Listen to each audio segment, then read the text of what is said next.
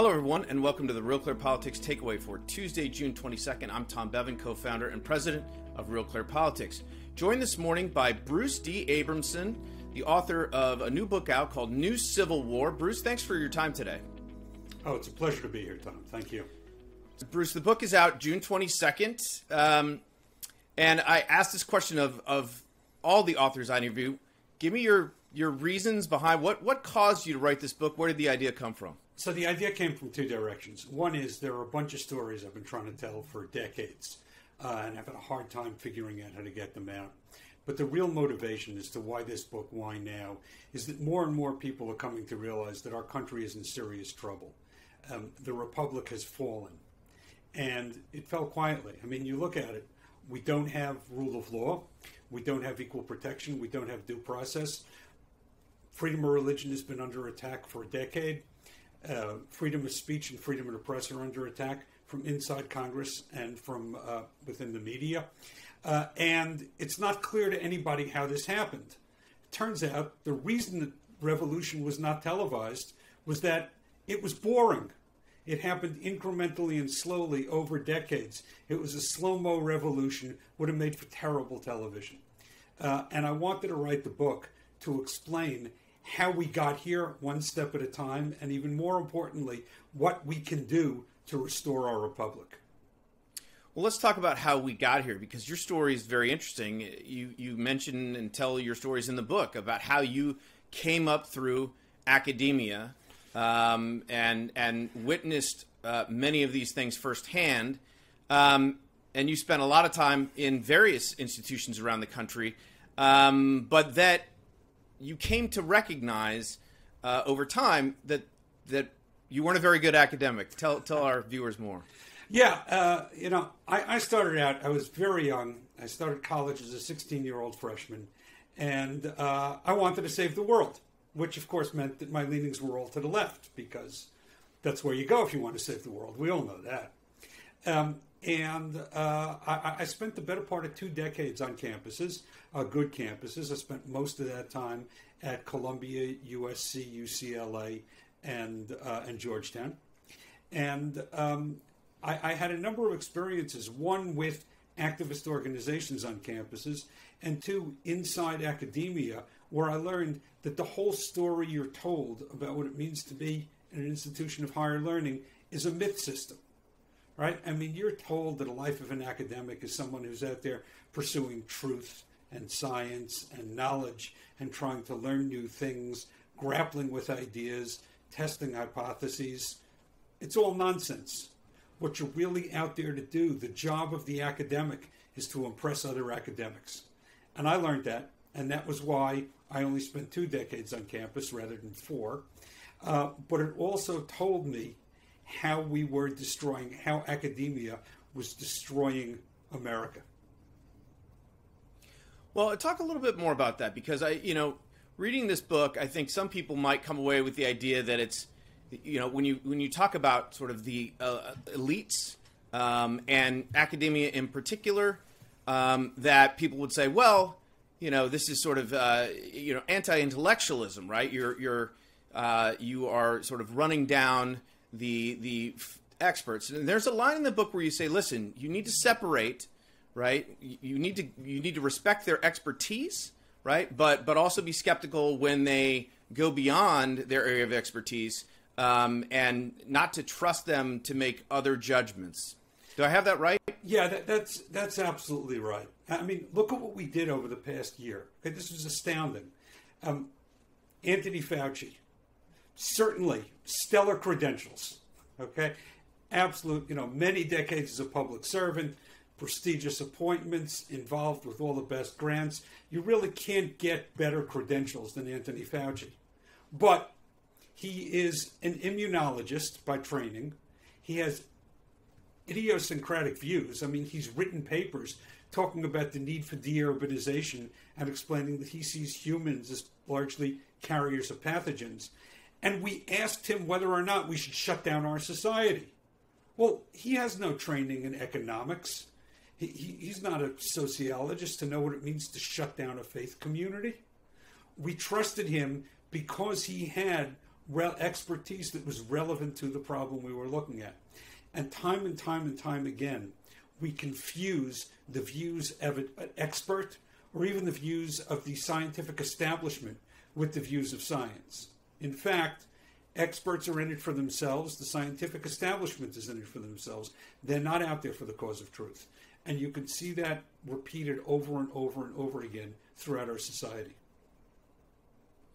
And so, Bruce, you sort of set up the conflict in the book in a few different ways, right? There's sort of the progressives versus the restorationists. There's the elites versus the non-elites, I guess you'd call them. And then you also talk about sort of the nobles and the peasants.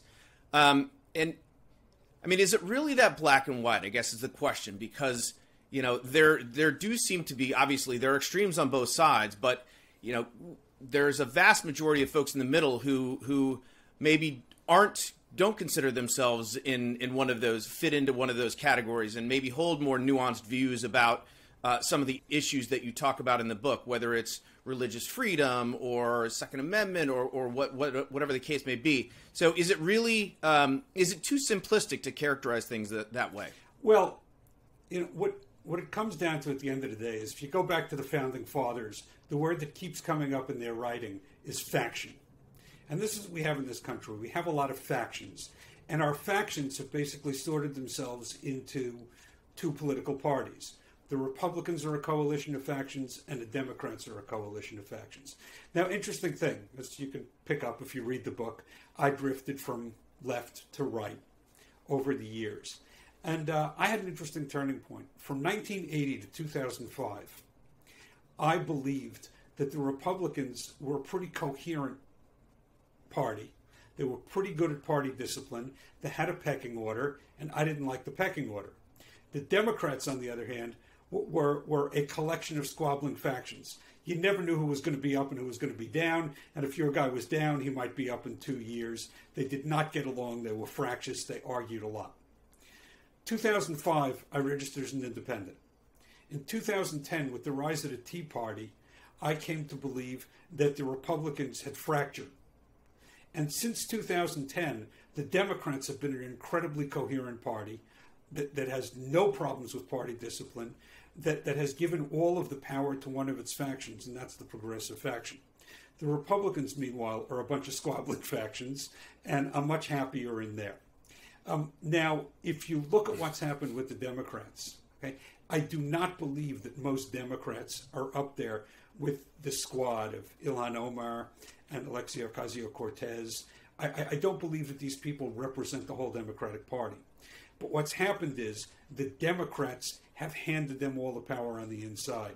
So you get a huge number of voters in this country who believed that when Joe Biden beat Bernie Sanders in the primary, that meant that moderation had prevailed inside the Democratic Party. They then put Biden in power, and Biden proceeded to hand the reins of power over to the radicals. And this is what happened. This is what has happened within the Democratic Party. Right? I'm sorry. Yeah. No, I was just going to say, and now it's hinging on Joe Manchin, who actually you probably could say is a legitimate centrist Democrat, one of the last left in Congress. Yes, he is. I mean, there are plenty of rational people within the Democratic Party, but they're blind as to what's happened to their party. Manchin, people don't understand Manchin. Manchin can either defend the filibuster, which is easy to defend, or he can get rid of the filibuster and then have to go back and explain to West Virginians why he sided with Democratic Party craziness on vote after vote after vote after vote. You do have some people who we define as centrist, but what Manchin and Sinema have going for them is that they care about the fabric and structure of American society and American government. It's sad to say, but if you look at the agenda that the Democrats took immediately upon taking power, it was about restructuring the whole government. Right? They redid the way that we vote. They want to redo the rules in the Senate to make permanent redoing the ways that we vote. They want to pack the Supreme Court.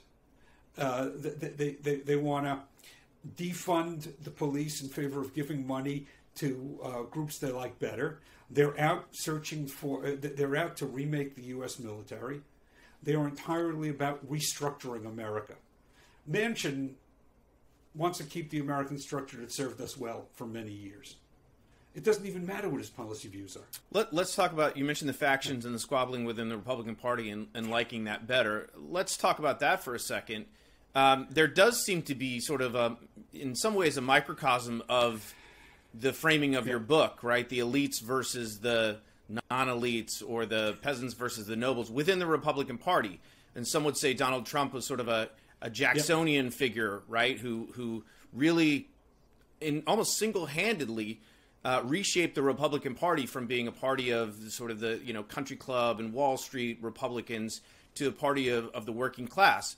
But the party is definitely split. How do you see that split working itself out? Does that make the Republican Party weaker over time? Do you think that there will be some sort of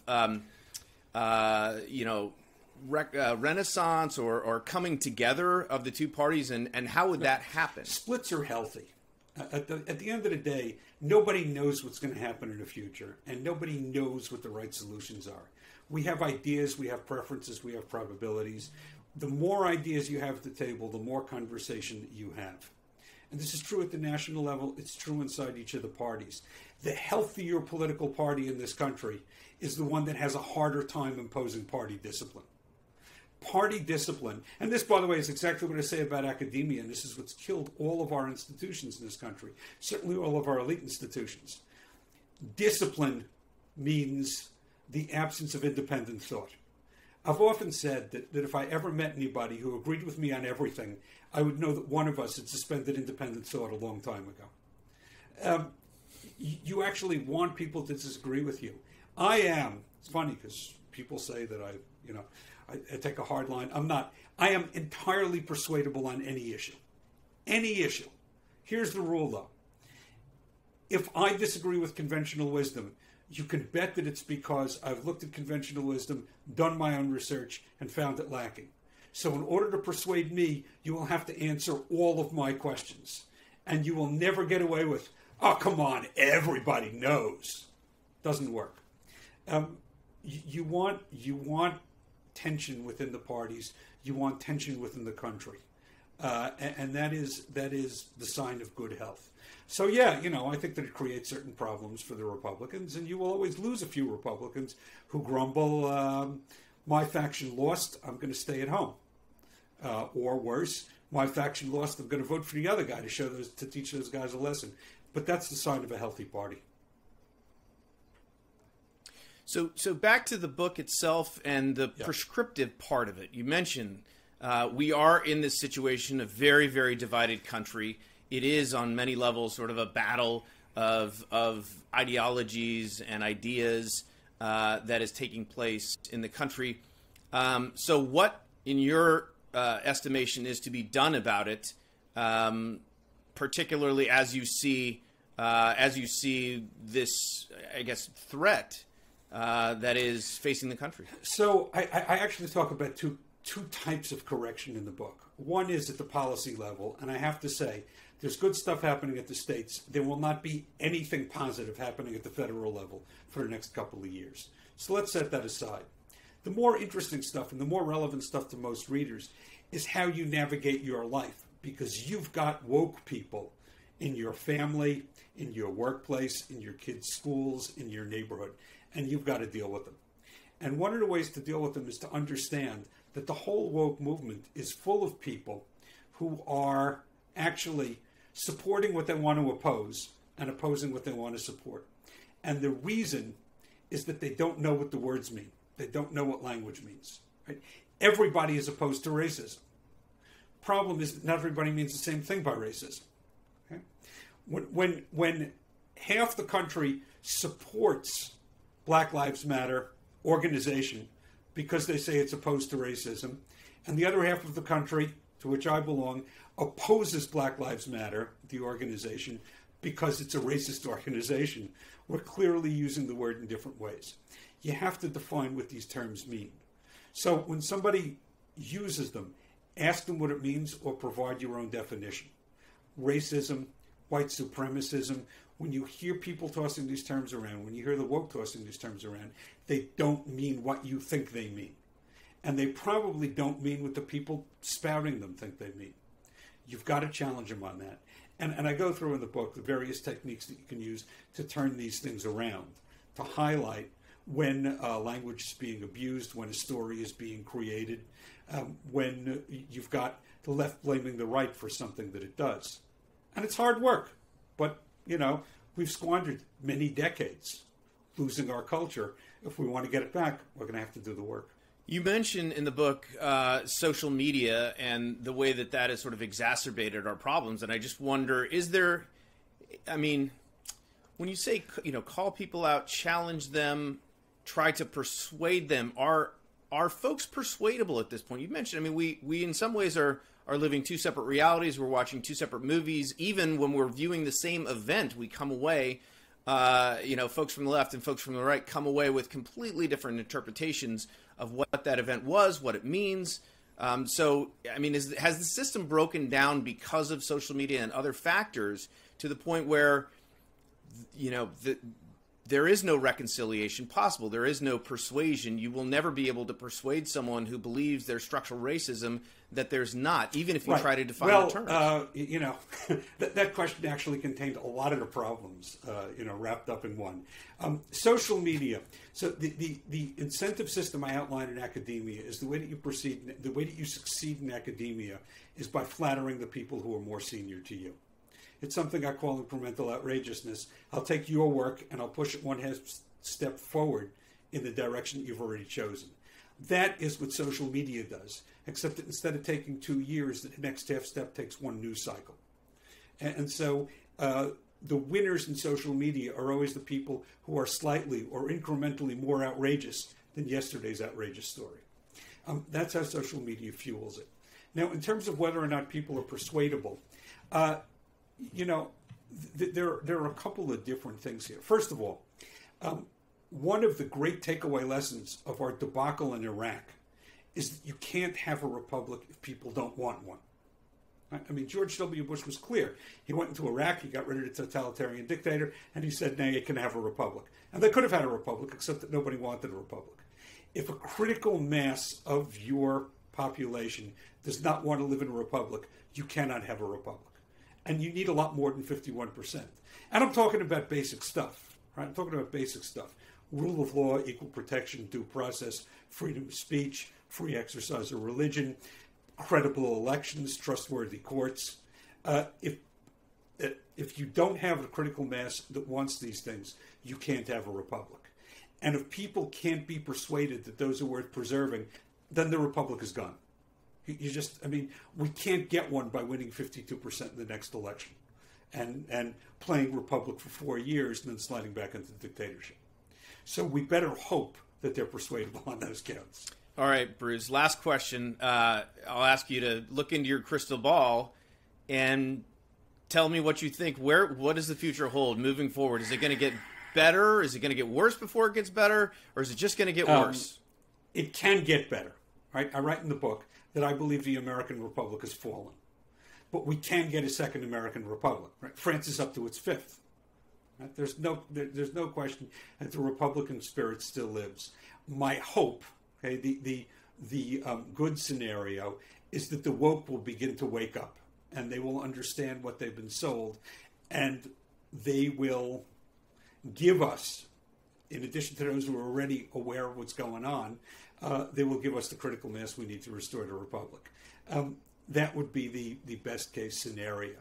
The worst case scenario is that the leftist violence we've seen over the past 7.5 years continues to grow until it provokes a reaction, at which point we will find ourselves caught with a bunch of authoritarian thugs fighting against each other on the streets, and that will be unpleasant for everybody.